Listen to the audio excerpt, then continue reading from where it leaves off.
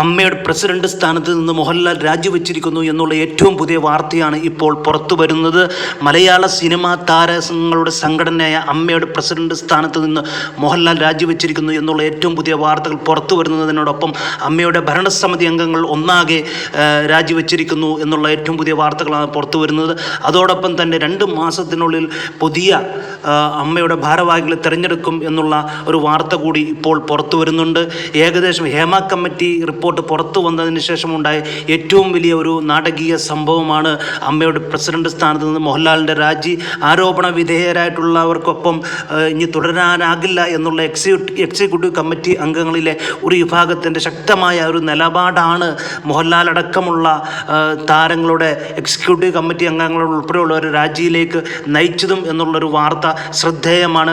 യുവതാരങ്ങളടക്കം ജഗദീശനൊപ്പം നിലനിന്നപ്പോൾ മുതിർന്നവരാരും ജഗദീശനൊപ്പം നിന്നില്ല എന്നുള്ള ഒരു വലിയ ചർച്ചയും അമ്മ എക്സിക്യൂട്ടീവിൽ ഉണ്ടായി. അതിനുശേഷമാണ് മോഹൻലാൽ പത്രക്കുറിപ്പിലൂടെ തൻ്റെ രാജ്യസന്നദ്ധത അറിയിക്കുകയും രാജിവെക്കുകയും ചെയ്തിരിക്കുന്നത്.